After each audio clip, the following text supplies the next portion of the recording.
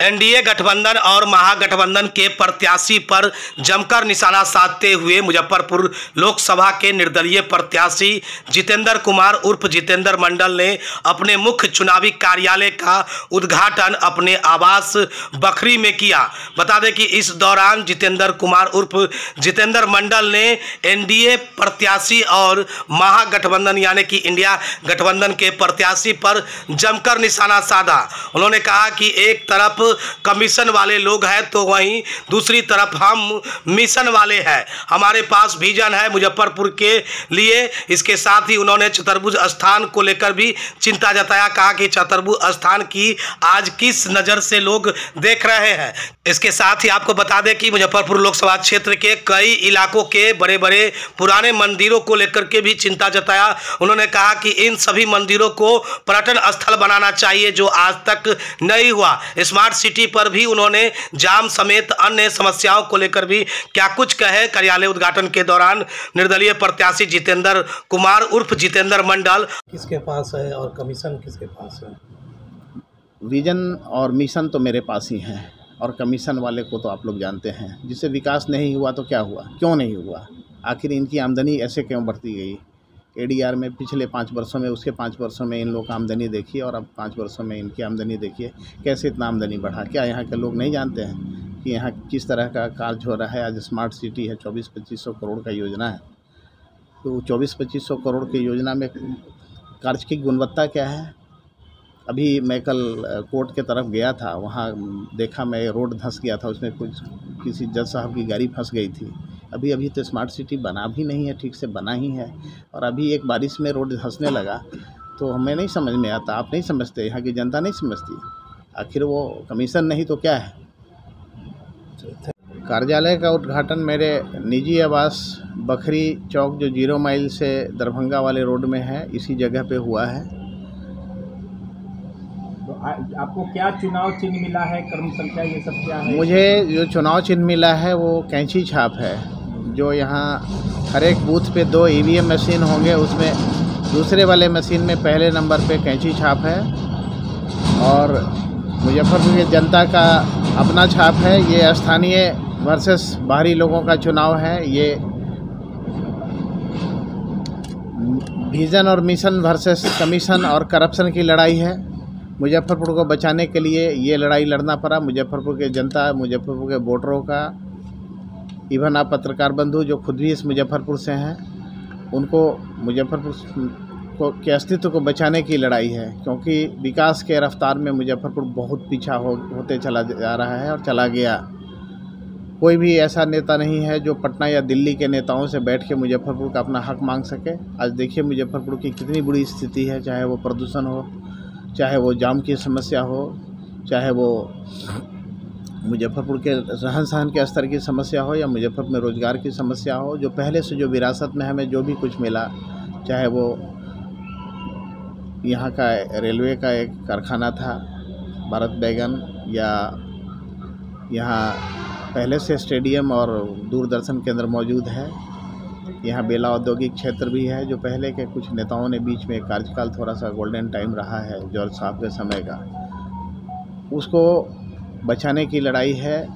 हवाई अड्डे बंद हैं, कोई अच्छी ट्रेनों का परिचालन यहाँ नहीं होता है।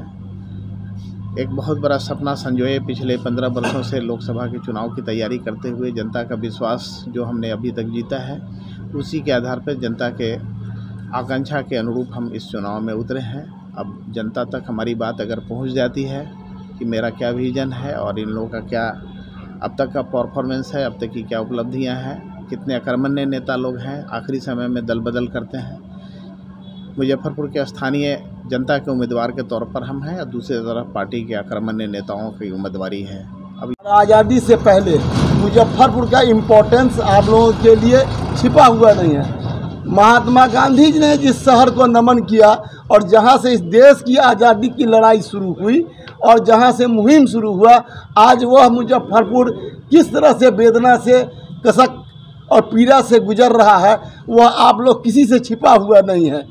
आज़ादी के बाद श्री कृष्ण सिंह मुख्यमंत्री बने थे और उस समय गंगा में कोई पुल नहीं था और वो वाटर बोट्स में से आकर और रविवार को मुजफ्फरपुर में रहते थे। पूरे उत्तर बिहार का सबसे बड़ा औद्योगिक ये वाणिज्य का सबसे बड़ा केंद्र मुजफ्फरपुर था। राजनीति में क्या स्थिति मुजफ्फरपुर की रही है यह किसी से छिपा हुआ नहीं है।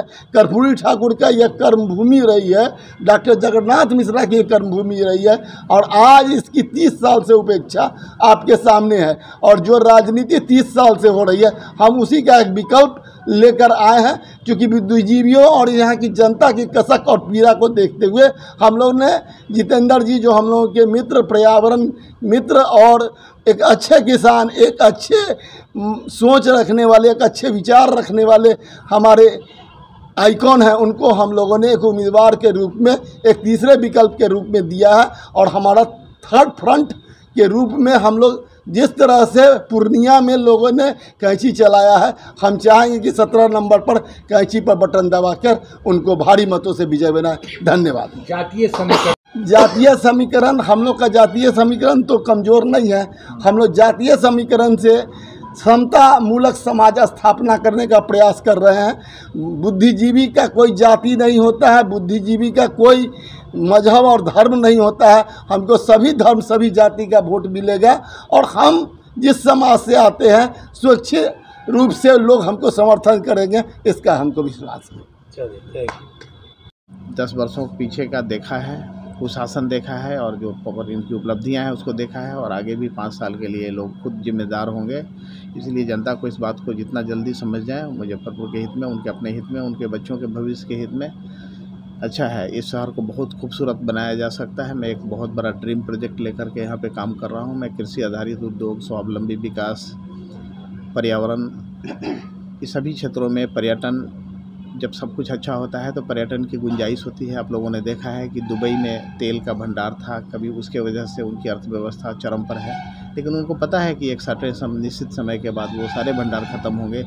इससे पहले उन लोगों ने अपना उस पैसे से पर्यटन का विकास किया है। आप अहमदाबाद जाइए, वहाँ देखिए हर 2-2 किलोमीटर पर रिवर पे पुल बना हुआ है, उसको रिवर फ्रंट बोलते हैं, अहमदाबाद रिवर फ्रंट। अभी आपके बिहार में, पटना में भी बहुत खूबसूरत रिवर फ्रंट बना है, चूँकि वो राजधानी है।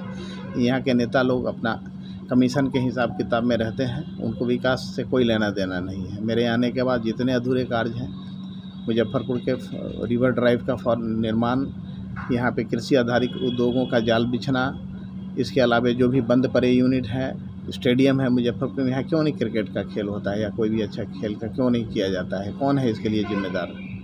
सभी अधूरे कार्यों को बहुत तेजी, द्रुत गति से पूरा किया जाएगा। इसमें ये हमारी जो बात है ये जनता तक पहुँचाने में आप लोग मेरी मदद करें। धन बल का भी उपयोग होगा, हर तरह से उसमें यूज़ किया जाएगा।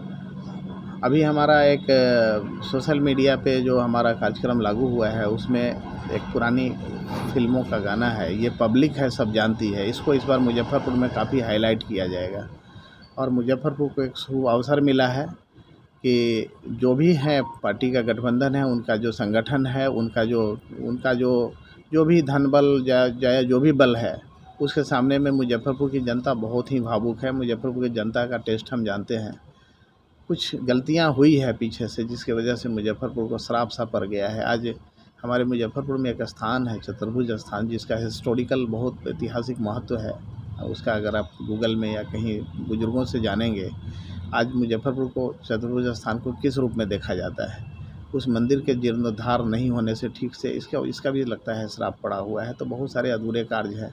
यहाँ पे आज हम कटरागढ़ पे गए थे, या वहाँ औराई में भी मंदिर है, शिव जी का मंदिर है भैरव स्थान में। तो उन सब जगहों को पर्यटन के रूप में विकास करना होगा, क्योंकि यहाँ आस्था का देश है। तो इन सब जगहों पे बहुत बुरा हालत है, बहुत। शो के प्रायोजक है मां भवानी डेकोर प्राइवेट लिमिटेड, मतलब a complete floor solution, new 0 mile Dadar road, Muzaffarpur.